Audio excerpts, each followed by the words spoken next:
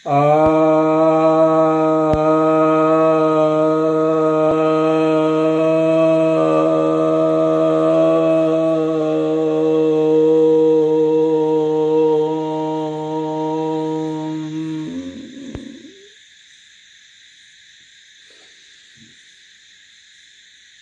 भक्तजनों को सप्रेम नमन। भक्तों, आज आपको मार्क्सिज्म डिस्ट्रॉयड नाम का जो एपिसोड चल रहा है, तो उसी का अगला भाग आज चर्चा करने जा रहा हूँ। मैंने कार्ल मार्क्स के सिद्धांतों के ऊपर एक पुस्तक लिखी है, the light of the world. उसी पुस्तक के अगले भाग में आज हम लोग चलेंगे, जो इस पुस्तक का दूसरा अध्याय है, the nature way and aim of communism. इस अध्याय का नाम है। इसमें कार्ल मार्क्स ने एक चिट्ठी लिखी है वे डे मेयर को।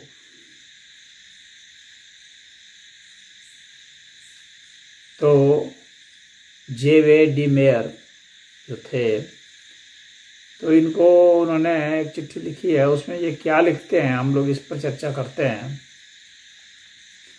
तो यहाँ उनको मैं मार्क्स को कोट कर रहा हूँ, उनकी चिट्ठी से उद्धृत कर रहा हूँ। What I did that was new was to prove first that the existence of classes is only bound up with particular historical poses in the development of production, that the class struggle necessarily leads to the dictatorship of the proletariat.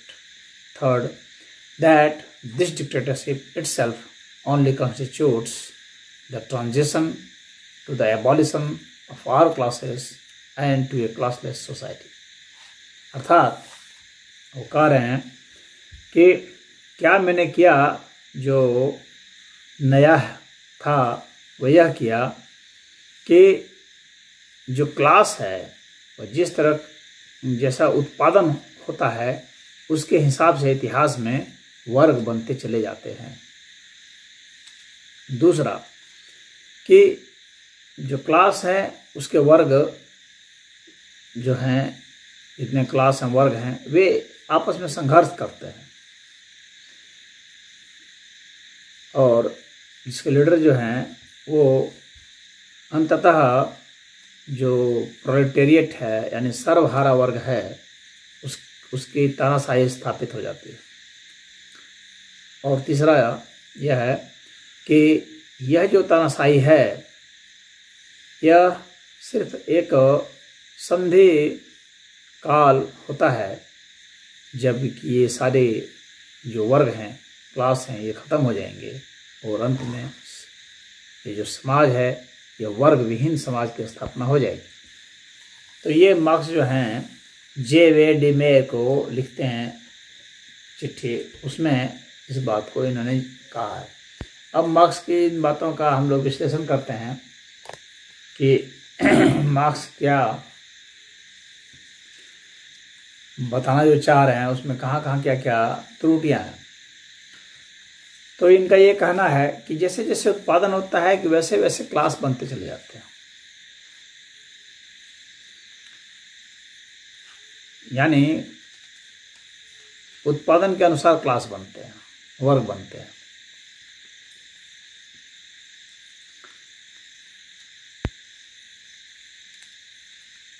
कहीं पर तो इनका यह कहना है कि उत्पादन नहीं बल्कि जो धन होता है उसके अनुसार बनते हैं।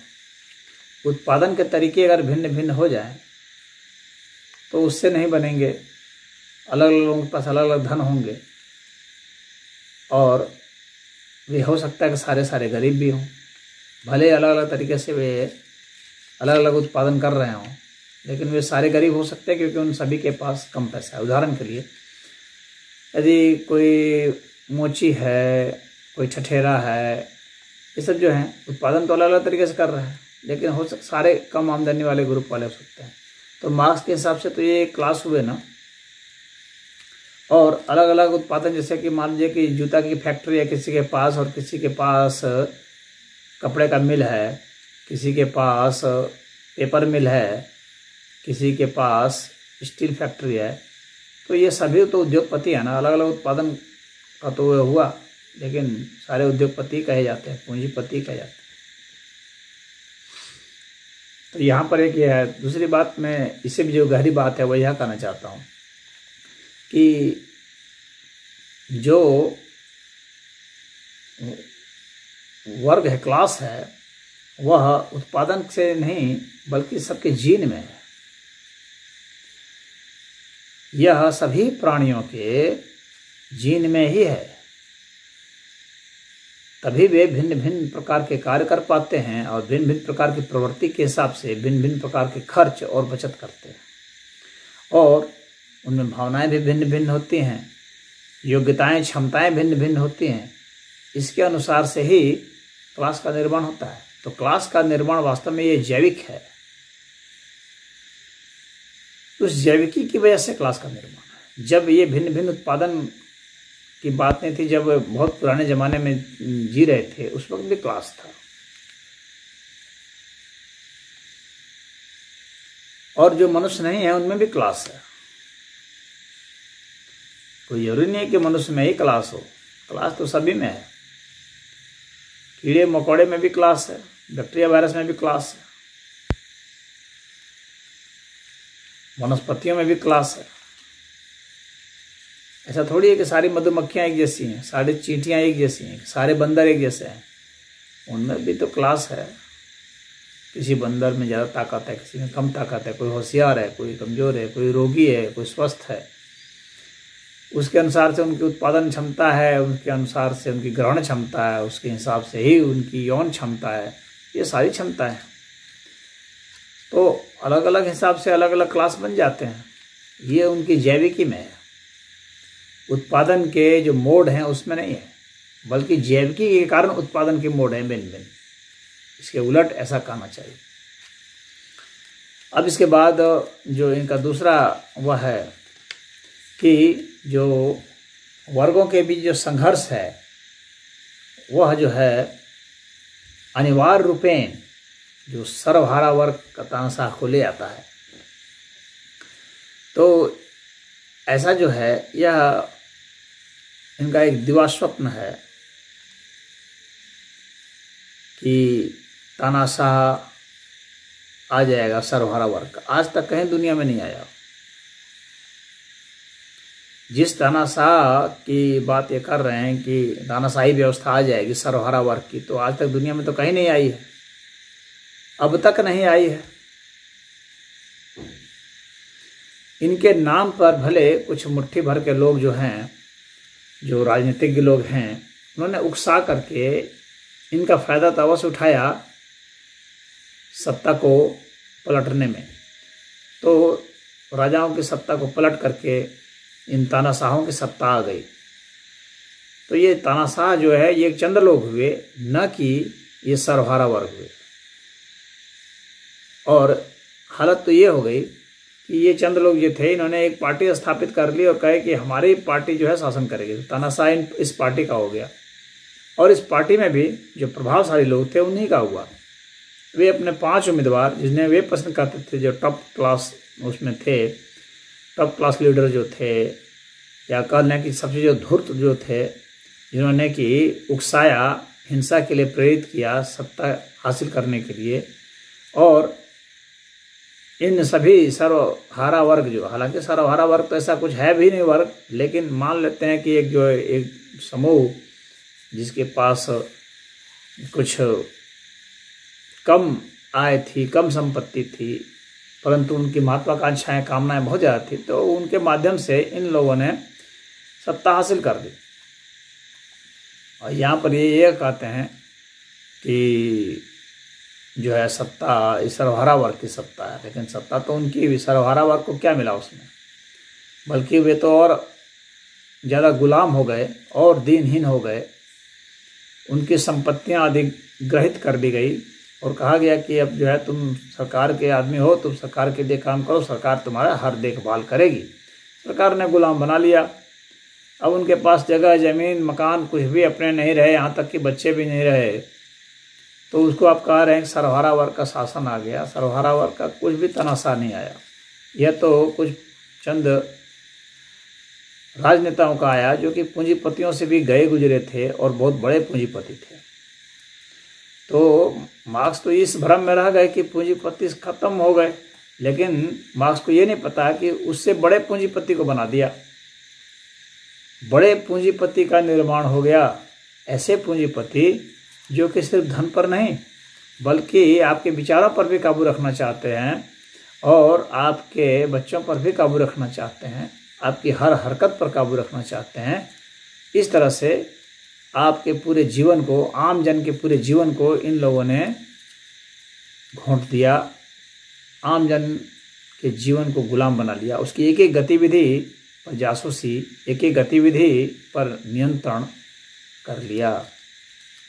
तो ये जो तनासा कम्युनिस्टों ने दिया वो ऐसा हुआ। अब इसके बाद मार्क्स जो तीसरे वक्तव्य में कहते हैं कि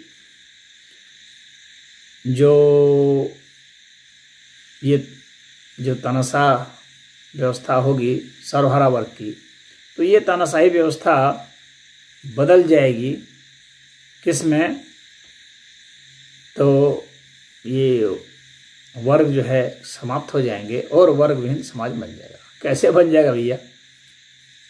अपने से बन जाएगा, खुद ही बन जाएगा। तो यहाँ पर आकर के मार्क्स जो है साइंटिफिक रीजनिंग भूल गए। रीजनिंग की बात करते करते रीजनिंग भूल गए हैं कि कैसे आएगी। बस यहाँ तुक्का छोड़ दिए हैं और भाग्य भरोसे छोड़ दिए हैं। भाग्यवादी हो गए हैं, ईश्वर भरोसे हो गए, ईश्वर को नहीं मानते और ईश्वर भरोसे हो गए कि अपने आप आ जाएगी। ये तो वैसे ही होता है। तो फिर यहाँ पर कॉज और इफेक्ट का जो सिस्टम डिजाइन किए थे तो वो डिजाइन कहाँ गया? यहाँ कॉज कहाँ गया, इफेक्ट कहाँ गया? अपने आप कह दिए कि आ जाएगी। खुद कैसे आ जाएगी? कोई उसका मेथड होगा, कोई मेथडोलॉजी होगा। तो कोई मेथड वे सोच नहीं पाए।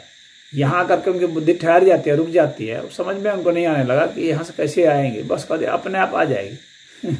यहाँ तक तो आने तो फिर अपने आप आ जाएगी। तो ये तो घसीट घसीट करके कुछ नेताओं को सत्ता देने आने की बात है कि घसीट करके इन लोगों को बहका के फुसला करके आम जनता को इन नेताओं को सत्ता दे दो, फिर उसके बाद अपने आप आ जाएगी। और इनका जो कहना था कि जो सामान्य जो मजदूर वर्ग है, सर्वहारा वर्ग है, तो जो मध्यम वर्ग है वह सर्वहारा वर्ग बन जाएगा। सच्चाई यह है कि जो मध्यम वर्ग है, कोई भी वर्ग जो है वह ऊपर उठना चाहता है, नीचे नहीं गिरना चाहता। तो मध्यम वर्ग सर्वहारा वर्ग क्यों बन जाएगा? सर्वहारा वर्ग का साथ क्यों देगा? हर वर्ग ऊपर उठना चाहता है। मजदूर वर्ग जो है, जो निम्न वर्ग है या अति निम्न है, वह निम्न बनना चाहता है। निम्न जो है वह अपने से ऊपर उठना चाहता है, वह निम्न मध्यम वर्गीय बनना चाहता है। निम्न मध्यम वर्गीय मध्यम वर्गीय बनना चाहता है। मध्यम वर्गीय उच्च मध्यम वर्गीय बनना चाहता है। उच्च मध्यम वर्गीय निम्न अमीर बनना चाहता है, यानी पूंजीपति बनना चाहता है। फिर वो धीरे धीरे उच्च पूंजीपति बनता है। इस तरह से होता है। तो जो मध्यम वर्गीय है वो ऊपर उठना चाहेगा, क्योंकि हर एक आदर्श किसी का नीचे नहीं है कि वो नीचे जाना चाहेगा। आदर्श सदैव सबका ऊपर है। तो धन संसाधन जिसके पास ज़्यादा है, आदर्श वह होगा, न कि जिसके पास खोया हुआ है वह होगा। और फिर ये कहना कि इनका शासन आ जाएगा, कैसे आ जाएगा भाई? जिनके पास ऊपर में व्यवस्था है, शासन है, उनके पास धन है, उनके पास प्रभाव है, उनके पास हथियार है, उनके आदमी हैं, तो उनकी सत्ता को आप कैसे बदल देंगे? तो इसका कोई मेथड नहीं है। वो जिनके पास सब कुछ है वे अपने हिसाब से व्यवस्था मैनेज करते हैं, कानून अपने हिसाब से बना लेते हैं। मिलिट्री है, पुलिस है, जासूसी विभाग है, उनके पास मीडिया है, सब कुछ तो उनके पास होता है। उसके हिसाब से ही वे अपना सब प्रशासन करते हैं। तो जो शासक वर्ग है वो कैसे बदल जाएगा? वो कैसे छोड़ देगा अपनी सत्ता और छोड़ करके फिर जो है वर्ग विहीन समाज बना लेगा, ये तो बस कोरी कल्पना है। वो अपनी सुविधाओं को बढ़ाना चाहता है, ना कि खत्म करना चाहता है। तो जो भी जिस भी अवस्था में होता है वो अपने सुविधाओं को, अपने संसाधनों को बढ़ाते रहना चाहता है और अपने परिवार के लोगों के लिए, अपने हित मित्र, अपने मंडली, अपने समर्थकों के लिए अधिक से अधिक संसाधन जुटाना चाहता है, सत्ता में इस प्रकार से बने रहता है। तो यह मनमाना कहना कि वर्ग विहीन हो जाएगा, ये बिल्कुल गलत है। प्रतिभा का स्थान आपको देना ही पड़ेगा। प्रतिभा बिल्कुल जैविक है और कुछ यहाँ पर समाज में आकर विकसित भी होती है। हालांकि जैविक भी जो है वह भी एक स्तर से विकसित ही होते हुए आई है, उसके बाद फिर ये और विकसित होती है। तो आप उसको बिल्कुल इग्नोर कर देंगे और मनमाने तरीके से कहेंगे कि नहीं हम जो है वर्ग विहीन कर देंगे, तो ऐसा वर्ग विहीन होता नहीं है। तो प्रतिभाओं का भी स्थान मिले। और हमने यह पाया है कि अधिकतम जो प्रतिभा का अंतर है वह 20 गुणे के आसपास है, उससे ज़्यादा संभव नहीं है। तो इसलिए जो धन का वितरण है वह 20 गुने होना चाहिए। और जो प्रतिभा है जब 20 गुने है तो धन का वितरण अगर 20 गुने से होता है तो यह न्याय संगत बात होगी। तो आनुपातिक समाजवाद यही कहता है। जनता राज पार्टी का जो संविधान हम लोगों ने बनाया है तो उसमें इस बात को भी रखा गया है कि 20 और 1 के अनुपात में धन का वितरण होगा। और उत्पादन भी जो है उसमें उत्पादन की क्षमता का भी महत्व रखा जाएगा। और ऐसा नहीं है कि कोई कुछ भी काम नहीं करेगा और उसको धन आ जाएगा। सिर्फ एक बार ट्रांसफ़र होगा, उसके बाद अगर उत्पादन में उसका कंट्रीब्यूशन नहीं है, योगदान नहीं है, और जो धन ट्रांसफ़र हो रहा है उसका योगदान उसको उत्पादन में ही करना पड़ेगा, खपत में नहीं करना पड़ेगा। तो वैसी स्थिति में उत्पादन में सबका सहयोग होगा। और अनुपातिक समाजवाद की जो व्यवस्था हम लोगों ने डिजाइन की है तो वह बहुत ही लाभकारी होगी समाज के लिए। और ये जो वर्ग विहीन समाज है, वास्तव में वर्ग विहीनता जो है ये हम लोग के मस्तिष्क में संभव है, लेकिन ये आध्यात्मिक तरीके से ही संभव है। यह इस तकनीकी तरीके से और कानूनी तरीके से और आर्थिक तरीके से संभव नहीं है। जब तक आप में वासना है तो धन पाने की, धन इकट्ठा करने की, धन को भोगने की, तब तक जो है वर्ग विहीन समाज नहीं बनेगा, जहाँ तक अर्थ की बात है। लेकिन अगर ये हो भी जाता है तो भी वास्तव में वर्ग विहीन नहीं होगा समाज। क्यों? क्योंकि प्रतिभा तो चाहे कोई आध्यात्मिक व्यक्ति भी हो जाए, प्रतिभा तो उसकी रहेगी ना। अब प्रतिभा के हिसाब से क्लास तो बन ही जाता है। आप बुद्ध को या कृष्ण को आप उस क्लास पर नहीं रख सकते जो सामान्य आदमी है। भले वे भेदभाव नहीं कर रहे हैं अपनी तरफ से, लेकिन भेदभाव एक तरह से इस अस्तित्व ने ही कर दिया है। क्यों? क्योंकि बुद्ध के पास, महावीर के पास, कृष्ण के पास, राम के पास जो ज्ञान है वह आम लोग के पास कहाँ है। राम और कृष्ण के पास जो शौर्य है, जो बल है, वह अन्य के पास कहाँ है। तो प्रतिभाओं आध्यात्मिक होने के बावजूद भी जो सुखदेव जो थे वे नंगे रहते थे, आध्यात्मिक व्यक्ति थे, नंगे थे, फिर भी वे उनको ऊंचा स्थान भी तो मिलता था समाज में। तो वह है एक क्लास का अंतर तो हो ही नहीं गया। उनका दिमाग इतना परिपक्व है, इतना विकसित है, उनके जवाब इतने बेहतरीन होते थे, सब लोग समाधान के लिए उनके पास आते थे। तो जाहिर सी बात है समाज में जिनका सम्मान मिल रहा है, जो सबको दिशा निर्देश कर रहे हैं, उसका स्थान तो अपने आप ही ऊंचा हो जाता है। क्लास तो एक बन ही जाता है। तो क्लास को आप बिल्कुल ख़त्म नहीं कर सकते, संभव ही नहीं है, क्योंकि यह प्राकृतिक है। और जो प्राकृतिक है उसे ख़त्म करने की बात करना, इसका मतलब है कि प्रकृति की भूमिका को नज़रअंदाज कर देना है, प्रकृति की व्यवस्था को नज़रअंदाज कर देना है और अपनी झूठी काल्पनिक व्यवस्था को थोपने की कोशिश करना है, जो थोपी जा भी नहीं सकती है। तो मार्क्स के सिस्टम में यहाँ पर एक बहुत बड़ा फॉल्ट सब लोग पाते हैं। इसके कारण ही ये सब व्यवस्थाएं तो धराशायी हुई हैं। इसके कारण ही तो दुनिया से मार्क्सवाद समाप्त हुआ है एक तरह से। और जो लोग ढो रहे हैं ये बस उसका एक नाम ढो रहे हैं, उसके नाम पर जो है शासन खुद कर रहे हैं। क्योंकि वे भी जान गए हैं कि मार्क्स के सिस्टम में कितने फॉल्ट हैं। वो प्रैग्मेटिक नहीं है, वो प्रैक्टिकल नहीं है, व्यवहारिक नहीं है। उसको हम लोग लागू ऐसे नहीं कर सकते। करने से तो सारी व्यवस्थाएं ही चौपट हो जाएंगी, किया ही नहीं जा सकता है, क्योंकि वैसी व्यवस्था है नहीं, संभव ही नहीं है। तो इसलिए यहाँ से जो है जनता राज पार्टी ने जो अनुपातिक समाजवाद की बात की है वह, और जो कंप्यूतंत्र की बात की है जिसमें जनता के द्वारा सीधे शासन संभव है, तो वह व्यवस्था जो है समाज अपनाए। क्योंकि कंप्यूटर और स्मार्टफोन के जरिए हम सीधे जनता को शासन सत्ता सौंप सकते हैं और उनकी शासन व्यवस्था आ सकती है। और ये जो पॉलिटिशियन जो हैं इनकी शासन व्यवस्था से हम लोग मुक्त हो सकते हैं। कोई भी कानून वे डायरेक्ट बना सकते हैं कंप्यूटर के माध्यम से, स्मार्टफोन के माध्यम से, और किसी भी नेता की कोई आवश्यकता नहीं रह जाएगी। सीधे जनता शासन कानून बना सकेगी, शासन कर सकेगी, अधिकारियों को आदेश निर्देश दे सकेगी, ये व्यवस्था सीधी आ सकेगी। और इसके बाद ही फिर अनुपातिक समाजवाद आ सकता है, जब हम वितरण कर सकते हैं। जिन बड़े बड़े जो धन्ना सेठ हैं, पैसे वाले हैं, उनसे धन जो है, धन को पहले डिजिट में कन्वर्ट करके, यानी अंक मुद्रा में धन को हमें बदल देना है। और उसकी मालकियत को, उदाहरण के लिए मान लीजिए सोना है, तो सोना की मालकियत जो है उसके पास, जिसके पास उसकी रसीद है, सब कुछ है, उसकी मालकियत मानी जाएगी। और जो कंपनियों के शेयर हैं, बॉन्ड हैं, ये जो है, ये संपत्तियां जो हैं, तो इन सब का जो रजिस्टर्ड जो रसीद है, तो उन सब को ट्रांसफ़र किया जा सकता है, उन सब के वैल्यू को ट्रांसफ़र किया जा सकता है।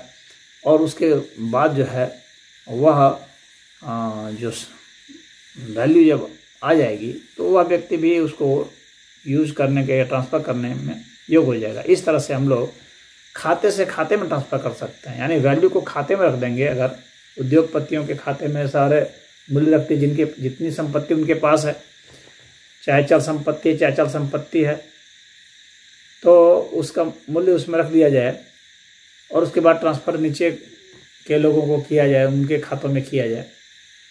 क्योंकि ये जो साधारण जो मुद्रा है, इसको हम लोग नहीं चलने देंगे, अंक मुद्रा चलाएंगे और वह अंक मुद्रा जो है ट्रांसफ़र हो जाएगी। और जो शेयर है, बॉन्ड है, उसका जो वैल्यू है वह ट्रांसफ़र हो जाएगा। इस तरह से हम लोग धन ट्रांसफ़र कर सकते हैं और समाज को एक अनुपात में ग्रोथ होने देने के लिए प्रेरित कर सकते हैं, स्थापित कर सकते हैं। इससे ही गरीबी मिटेगी। अमीरों के जूठन से तो गरीबी नहीं मिटेगी। और नहीं सरकार के ये जो है चावल, जो 4 किलो 5 किलो चावल जो दे देते हैं, और थोड़ा सा अन्य कोई राशन दे दिए, या किरासन तेल दे दिए, या चीनी दे दी, या कोई खाने वाला तेल दे दिया, इससे गरीबी थोड़ी मिटेगी। आप इससे किसी तरह से जान बचा सकते हैं उसकी, लेकिन अगर हमें वास्तव में एक स्वस्थ समाज का निर्माण करना है, जहाँ पर प्रतिभा के साथ न्याय हो और आर्थिक वितरण भी सही हो, तो हमें अनुपातिक समाजवाद और कंप्यूतंत्र, यानी कंप्यूटर और स्मार्टफोन के जरिए जनता द्वारा सीधा शासन बिना नेताओं के लाना पड़ेगा। इसके ट्रांजिशन में हम पहले यह कर सकते हैं बीच में कि अभी जो नेता कानून बनाते हैं पार्लियामेंट में, तो हम यह कर सकते हैं कि जो भी वे कानून बनाते हैं तो उसको पहले वे बनाएं, फिर वहाँ से वो पास कर देते हैं प्रस्ताव को, फिर उस प्रस्ताव को जनता द्वारा भी पास किया जाए और तब राष्ट्रपति के पास भेजा जाए।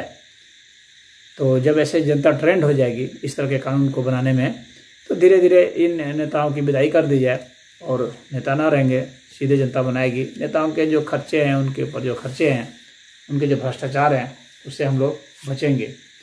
तो ये व्यवस्था कार्ल मार्क्स नहीं सोच पाए और वो बस यही कर दिए कि इस तरह से वर्गविहीन समाज अपने आप ऑटोमेटिक बन जाएगा, बिना इसके रीजन को बताए हुए उन्होंने ऐसे मान लिया। तो अपने आप ही कहाँ साइंटिफिक कम्युनिज्म की बात कर रहे थे और यहाँ पर साइंस को उन्होंने छोड़ दिया, रीजनिंग को छोड़ दिया। तो इसमें इतना ही।